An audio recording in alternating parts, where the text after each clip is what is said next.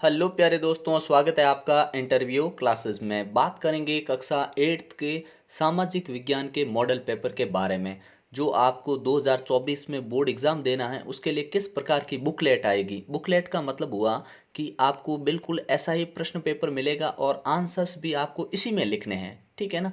तो देखते हैं आप किस प्रकार लिखोगे, ठीक है। सभी प्रश्नों के एकदम सटीक आंसर आपको इस वीडियो में मिलने वाले हैं। इसके अलावा आपके विज्ञान, गणित, अंग्रेजी, संस्कृत, हिंदी सभी के सल्यूशन आपको इस वीडियो के डिस्क्रिप्शन में यहाँ पर आपको नीचे प्लेलिस्ट मिलेगी, वहाँ जाकर आप देख सकते हैं और एकदम एग्जैक्ट आंसर आपको वहाँ पे मिलेंगे। अब मोस्ट इंपॉर्टेंट क्वेश्चन सभी सब्जेक्ट के आपको यहाँ मिलेंगे। चैनल पे नए हो तो सब्सक्राइब ज़रूर करिएगा और दोस्तों के साथ शेयर करना नहीं भूलें, क्योंकि एग्ज़ाम के टाइम आपको यहाँ पे बहुत ही बेहतरीन और मॉडल पेपर मिलेंगे, जिससे आपकी तैयारी शानदार हो सके और नए पैटर्न के आधार पे, ठीक है। अब आप जानते हैं कि आपको समय मिलेगा 2.5 घंटे का, ठीक है। टोटल 80 मार्क्स होंगे, 80 मार्क्स का ये आपके जो पेपर है ये रहने वाला है, ठीक है। ये बुकलेट रहने वाली है। इसके अंदर आपसे पहले वस्तुनिष्ठ प्रश्न पूछे जाएंगे। 1 से 8 प्रश्न होंगे वस्तुनिष्ठ, यानी ऑप्शन बेस्ड क्वेश्चन, ठीक है। पहला प्रश्न देखते हैं। हुरडा सम्मेलन बुलाने का उद्देश्य था, क्या था। राजस्थान में मराठा शक्ति को रोकने के लिए, तो मुख्य उद्देश्य यही था, मराठा शक्ति को रोकने के लिए, ठीक है ना। तो इसमें हम कर देंगे ऑप्शन ए, ठीक है ना। अ ऑप्शन हम लिख देंगे करेक्ट, ठीक है ना। यहाँ पे जो अपने को ऑप्शन दे रखा है इधर अ लिख देंगे, क्योंकि आपको इसी के अंदर ही आंसर देने हैं, ठीक है। अगला है, प्रथम गवर्नर जनरल थे, कौन थे। तो यहाँ पे option lord William Bentinck, Warren Hastings, lord Dalhousie, lord Canning. तो हम कहेंगे ए ऑप्शन करेक्ट होगा। यहाँ पे आपने को लिख देना ए ऑप्शन, ठीक है ना। अगला प्रश्न देखते हैं। बिरसा मुंडा का संबंध है, बिरसा मुंडा का किस राज्य से संबंध है। तो देखिए, उत्तर प्रदेश, मध्य प्रदेश, राजस्थान या झारखंड। तो ऑप्शन हो जाएगा द, क्या, झारखंड, ठीक है। करेक्ट आंसर क्या होगा, द, झारखंड से बिरसा मुंडा का संबंध था। अगला प्रश्न है, चौथा प्रश्न है, न्यायपालिका का प्रमुख कार्य क्या है। तो देखो, विवादों को निपटाना, न्यायिक समीक्षा करना, मौलिक अधिकारों का संरक्षण या उपरोक्त सभी। तो हम कहेंगे उपरोक्त सभी, ऑप्शन द करेक्ट हो जाएगा, ठीक है। अगला प्रश्न देखते हैं। लोकसभा में सत्ताधारी दल का मुखिया कौन होता है। तो लोकसभा में सत्ताधारी जो दल होते हैं उनके मुखिया कौन बनते हैं, प्रधानमंत्री, ठीक है ना। सॉरी, मुख्यमंत्री पे टिक लगा दिया ना, प्रधानमंत्री, ब ऑप्शन करेक्ट हो जाएगा, ठीक है ना। अगला देखते हैं, ब ऑप्शन। नेक्स्ट क्वेश्चन है अपना, नवीकरणीय संसाधन के उदाहरण हैं। तो नवीकरणीय देखिए, सौर ऊर्जा, पवन ऊर्जा, ज्वारीय ऊर्जा, ये सभी नवीकरणीय के संसाधन हैं। तो हम लिख देंगे उपरोक्त सभी, ठीक है ना। क्योंकि सौर ऊर्जा आप कितना ही उपयोग करें, पवन ऊर्जा, ज्वारीय ऊर्जा, ये नष्ट नहीं होने वाले, खत्म नहीं होने वाले, ठीक है ना। इन्हीं को बोलते हैं नवीकरणीय संसाधन। ऑप्शन द करेक्ट हो जाएगा। नेक्स्ट प्रश्न है अपना, निम्नलिखित में से मानव निर्मित संसाधन नहीं है, कौन सा है जो मानव ने नहीं बनाया है। तो देखिए, मानव निर्मित, पहले तो देखो ये तो है, ये भी है, मशीन भी है, ठीक है। प्राकृतिक गैस है, ये मानव निर्मित नहीं है, नहीं पूछा था तो ऑप्शन द हो जाएगा। तो यहाँ लिख देंगे हम ऑप्शन द करेक्ट हो जाएगा, ठीक है ना।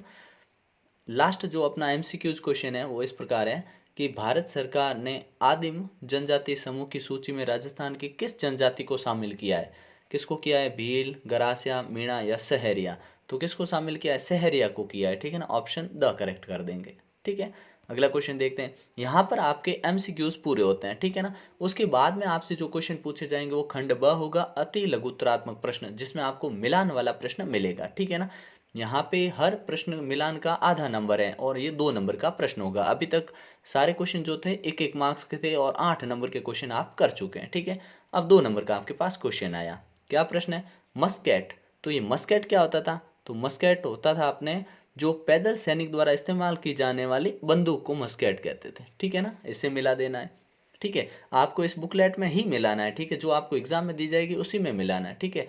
फिर है मैच लॉक। तो मैच लॉक क्या होता था, ये होता था अपने जो बंदूक जिसमें बारूद से चिंगारी दी जाती थी उसको हम कहते थे मैच लॉक, ठीक है। मुफ्ती क्या होता था, तो ये मुस्लिम समुदाय का एक न्यायविद, ठीक है। और महाभियोग क्या होता है, महाभियोग होता है अपने किसी व्यक्ति के खिलाफ दुराचरण का आरोप, ठीक है। इस प्रकार से आपको मिला देना, यहाँ आपको मिलेंगे 2 नंबर, ठीक है। फिर अपन चलते हैं 10वें प्रश्न पे। 10वां किस प्रकार से मिलेगा आपको एग्जाम में, देखिए, जिसमें आपको हाँ और ना में उत्तर देना है, सामने लिखना है या तो हाँ या ना, ठीक है। तो प्रश्न है, लोग ही एक राष्ट्र के सबसे बड़े संसाधन होते हैं, ठीक है, क्या लोग ही एक राष्ट्र के सबसे बड़े संसाधन हैं? तो ये सही बात है, तो इसमें आप क्या लिख देंगे? हाँ। ठीक है ना, क्या लिख देंगे? हाँ। अगला देखिए, लोग सामान्य रूप से चरम जलवायु को पसंद करते हैं, तो इसमें लिख देंगे ना। ठीक है ना, इसमें लिख देंगे ना। ठीक है। अगला है, पहले में हमने क्या लिखा है? हाँ लिखा है, और इसमें लिख दिया ना।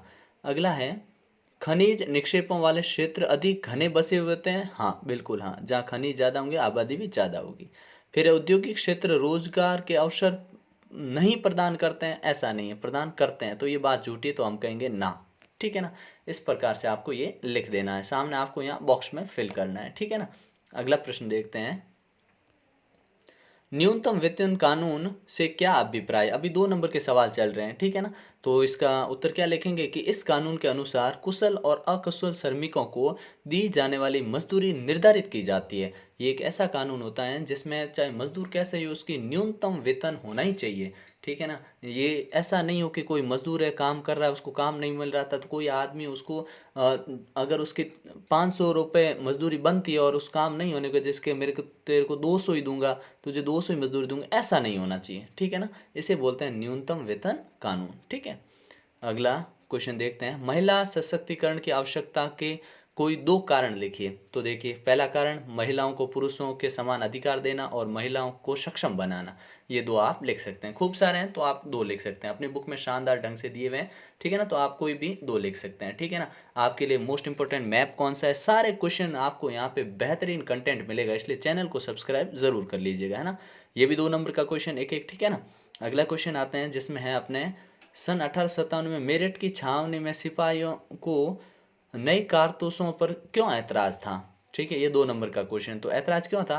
कारतूसों पर गाय व सूअर की चर्बी का इस्तेमाल किया गया था, इससे सिपाही नाराज थे, यही उनको ऐतराज था। ठीक है ना, 2 नंबर मिल जाएंगे आपको सीधे। ठीक है। अगला प्रश्न देखते हैं, भीलवाड़ा को राजस्थान का मैनचेस्टर कहा जाता है, क्यों? क्या कारण है? तो देखिए, भीलवाड़ा मैनचेस्टर क्यों कहा जाता है? क्योंकि यहाँ पे सिंथेटिक फाइबर का उत्पादन सर्वाधिक होता है, यहाँ पर कृत्रिम वस्त्र बनाने की इकाइयाँ सबसे ज़्यादा है। ठीक है ना, इसलिए हम भीलवाड़ा को क्या कहते हैं? मैनचेस्टर, राजस्थान का मैनचेस्टर। ये टेक्सटाइल सिटी, एक तरह की टेक्सटाइल सिटी जहाँ पे कपड़े का काम सबसे ज़्यादा होता है। ठीक है।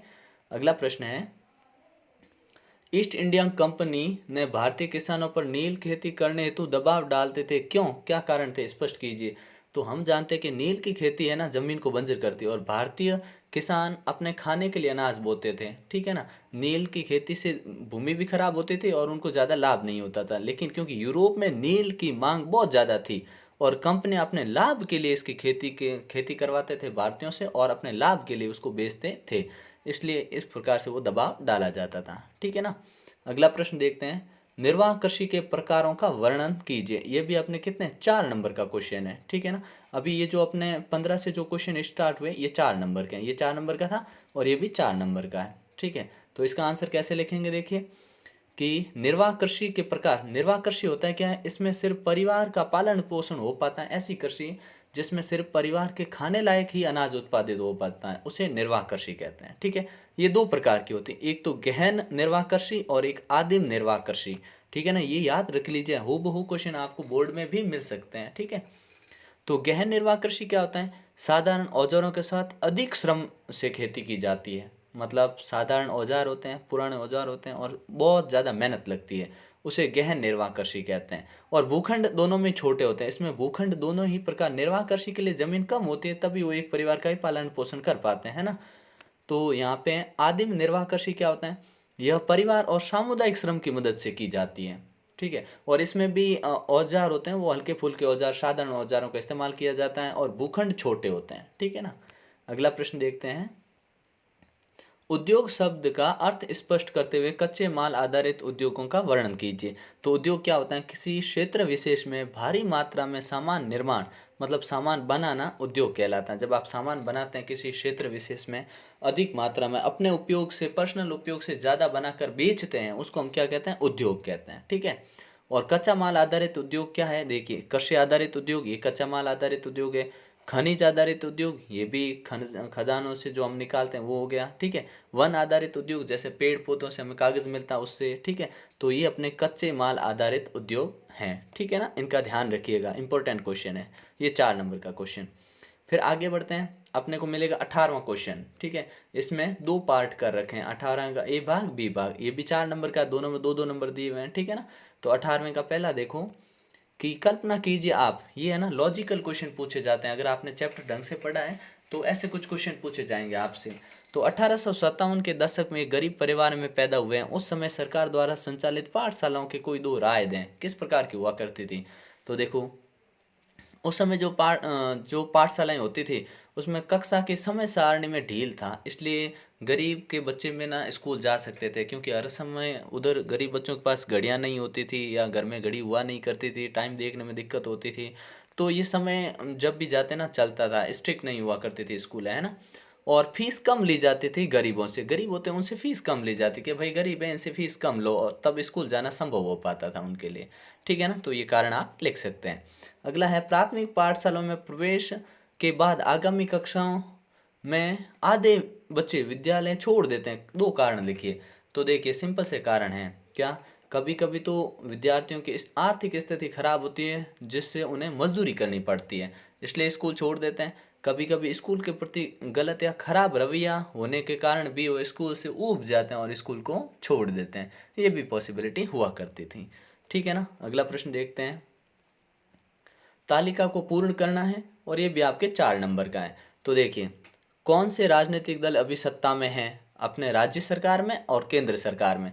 तो अभी जब हम ये वीडियो बना रहे हैं तो अभी पार्टी कौन सी है, भारतीय जनता पार्टी, बीजेपी, दोनों जगह ही, राजस्थान में भी है और अपने केंद्र में भी है। ठीक है, आपके क्षेत्र में निर्वाचित प्रतिनिधि ये अलग हो सकते हैं। ठीक है ना, तो ये आप जिस क्षेत्र के निवासी हैं वहाँ से पता कर सकते हैं कि कौन विधायक है कौन एमएलए है। ठीक है, और अभी विपक्ष में कौन सा राजनीतिक दल विपक्ष में है, तो कांग्रेस है अभी। ठीक है, राज्य सरकार में भी कांग्रेस है और केंद्र में भी कांग्रेस है। अगले चुनाव कब होंगे, तो पूरे राजस्थान में साथ में ही होंगे, अप्रैल 2024 में। ठीक है ना, आपकी बोर्ड परीक्षाओं के तुरंत बाद होंगे। ठीक है, अगला प्रश्न देखते हैं।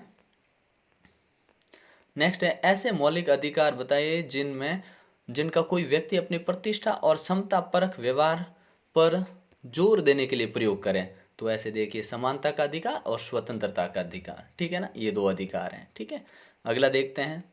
किन्हीं दो क्षेत्रों का वर्णन कीजिए जिसमें हाशियाई समुदाय की पहचान प्रदर्शित हो। देखो, हाशियाई समुदाय वो होता है जिनको वो सारे अधिकार नहीं मिल पाते हैं जो बाकी समुदाय को मिल पाते हैं। हाशिए मतलब वो किनारे पे हैं, सबसे अंतिम छोर पे बैठे समुदाय हैं। ठीक है, तो एक आदिवासी समुदाय है, तो इसके आपको पहचान मिली हो ऐसे बताइए। तो देखिए, आदिवासी समुदाय है ना, इसकी पहचान राजनीति में प्रदर्शित हो रही है। ठीक है, आप जानते हैं कि अपने द्रौपदी मुर्मू जो है राष्ट्रपति, वो आदिवासी समुदाय से आती हैं। ठीक है, तो इनकी पहचान प्रदर्शित हो रही है क्षेत्र में, किसमें, राजनीतिक क्षेत्र में। विकलांग, ये भी क्या होता है, एक समुदाय जो विकलांग होते हैं, वो शिक्षा के क्षेत्र में इनकी पहचान बन रही है। ठीक है ना, जो विकलांग होते हैं पढ़ लिख के अच्छे पदों पे जा रहे हैं। ठीक है, ऐसे आप लिख सकते हैं। इसमें खूब सारे ऑप्शन हो सकते हैं, आप चेंज भी कर सकते हैं, मुस्लिम समुदाय लिख सकते हैं, और भी समुदाय जो होते हैं वो लिख सकते हैं। फिर आपको मानचित्र, आपके मानचित्र की शानदार प्रैक्टिस करवाई जाएगी, उससे बाहर कोई आपके क्वेश्चन आने वाला नहीं है। ठीक है ना, तो इसमें जो आपने दिए हैं बाड़मेर, भरतपुर, पाली और बांसवाड़ा, वो कैसे भरोगे। देखिए, ये है अपने मानचित्र, जिसमें यहाँ बाड़मेर है, ये पाली है, और ये भरतपुर, और ये अपने बांसवाड़ा। ठीक है ना, इस प्रकार से भर देना, ये आपके 4 नंबर का क्वेश्चन। अगला देखते हैं अपने। अब क्या रहेगा, आपके 22वां प्रश्न जो रहेगा उसमें क्या होगा, आपको किन्हीं 3 प्रश्नों में से 2 के उत्तर देने हैं, किन्हीं 2 के ही उत्तर देने हैं। ठीक है, तो देखिए, 1857 की क्रांति जो थी ना, उसमें सफलता और असफलता अपने विचार लिखिए। अब आपको जो आंसर के लिए जगह दे रखी उसी में आपको आंसर को एडजस्ट करना है, ये ध्यान रखिएगा, विशेष बात आपकी बुकलेट की यही खास बात है। ठीक है ना, तो देखिए, सफलता, भारतीयों में एकता की भावना जागृत हुई, ये सफलता में लिखिए, भारतीय एकजुट होकर लड़ने का विचार उनके दिमाग में आया 1857 क्रांति में। ठीक है, असफलता के क्या कारण थे, कि प्रभावी नेतृत्व की कमी, एक नेतृत्व था ना, प्रभावी नहीं था। ठीक है ना, बहादुर शाह जो थे अपने, ठीक है ना, वो काफ़ी उम्र में थे। ठीक है ना, और समय से पहले शुरू हो गई, ये असफलता के कारण थे मैं। ठीक है, अगला देखिए, महात्मा गांधी जो थे उनके आज़ादी में योगदान बताना है आपको। ठीक है, तो यूँ तो योगदान लिखा जाए तो बहुत लंबा चौड़ा हो सकता है। ठीक है, लेकिन यहाँ पे शॉर्ट में लिखना है आपको। ठीक है, तो महात्मा गांधी ने कई आंदोलन चलाए, कई आंदोलन सत्य और अहिंसा के आधार पर चलाए। असहयोग आंदोलन हो गया, ठीक है, ये भी चलाया था उन्होंने। इसके इनके आंदोलन से ब्रिटिश साम्राज्य की नींव कमजोर हो गई और अंत में 1947 में, ये 1947 है ना, में देश आज़ाद हुआ। ठीक है, ये गांधी जी का योगदान है। जो स्पेस मिला उसके अंदर ही आपका आंसर आ जाना चाहिए, ये ध्यान रखिएगा। ठीक है, अगला है रोलेट सत्याग्रह को विस्तार से लिखिए। आप जानते हैं रोलेट एक्ट लेके आए थे कब? 1919 के अंदर अंग्रेज जो थे एक रोलेट एक्ट लेके आए थे। इसमें क्या होता था, बिना ट्रायल किए, बिना मुकदमा चले अंग्रेज किसी को भी जेल में डाल सकते थे। ठीक है ना। अब ये इसके खिलाफ किसी को भी जेल में डाल सकते थे, तो गांधी जी लेकर आए रोलेट सत्याग्रह, ये लेके आए। तो ये क्या था? रोलेट सत्याग्रह प्रस्तावित रोलेट एक्ट के खिलाफ एक राष्ट्रव्यापी सत्याग्रह था। यह महात्मा गांधी द्वारा शुरू किया गया था। ठीक है ना, ये आप लिख देंगे इसमें। ठीक है, अगला देखते हैं 23वां प्रश्न। ठीक है, इसमें आपको ऑप्शन मिलेगा। ठीक है ना, या तो आप ये कर दीजिए, नहीं तो इसके और में लिखा वो कर सकते हैं। ठीक है ना, तो हम ये पहला कर रहे हैं जिसमें आपको 4-4 मार्क्स क्वेश्चन। जैवमंडल लिखिए, पारितंत्र लिखिए। तो जैवमंडल क्या होता है? पृथ्वी के चारों तरफ व्याप्त 30 किलोमीटर मोटी वायु की परत जिसमें सभी सजीव और निर्जीव वस्तुएं आती है, उन्हें हम जैवमंडल कहते हैं। ठीक है ना, क्या? जिसमें सारी सजीव और निर्जीव वस्तुएं आती है उसे हम जैवमंडल कहते हैं, पृथ्वी के चारों ओर की जगह। ठीक है, और पारितंत्र क्या होता है? प्रकृति में सभी जैविक और अजैविक घटक, जैविक मतलब जितने भी पेड़ पौधे, जीव जंतु, मनुष्य वगैरह है। अजैविक घटक मतलब हवा हो गया, अजैविक मतलब जो निर्जीव चीजें हैं, हवा, मृदा, जल, ये सारे पारस्परिक क्रिया करके पारस्परिक क्रिया में सम्मिलित होते हैं, उसे हम कहते हैं पारितंत्र कहते हैं। ये सभी एक दूसरे पर निर्भर होते हैं, इनका आपस में कनेक्शन होता है, क्योंकि मनुष्य को रहने के लिए जमीन चाहिए, ठीक है, सांस लेने के लिए हवा चाहिए, तो इसलिए इनको पारितंत्र कहा जाता है। सबको मिला के पारितंत्र कहते हैं। ठीक है, अगला क्वेश्चन है, संविधान से आप क्या समझते हैं? संविधान की आवश्यकता को स्पष्ट करें। तो देखिए संविधान क्या होता है?